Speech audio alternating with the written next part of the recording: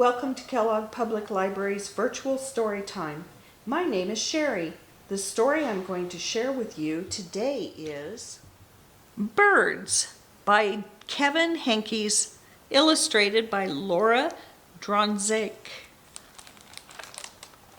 In the morning, I hear birds singing through the open window. Birds can be yellow, or blue, or brown, or red, or even green, I think. Sometimes they are so black that you can't see their eyes or their feathers, just their shapes. Birds can be big, or little, or any size in between.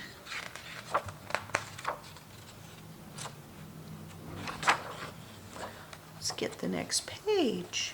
There we go. Once I saw 7 birds on the telephone wire. They didn't move, and they didn't move, and they didn't move. I looked away for just 1 second, and they were all gone.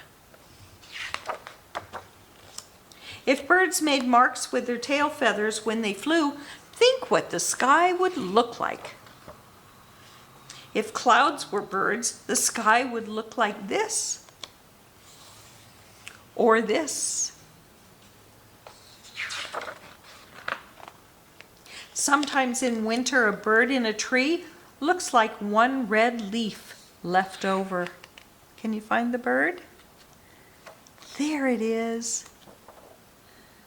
If there are lots of birds in one tree and they all flew away at the same time, it looks like the tree yelled, "Surprise!" If I were a bird, I'd ask where all the other birds go when it's stormy and they can't get home to their nests. I like to pretend I'm a bird. I can't really fly, but I can do this.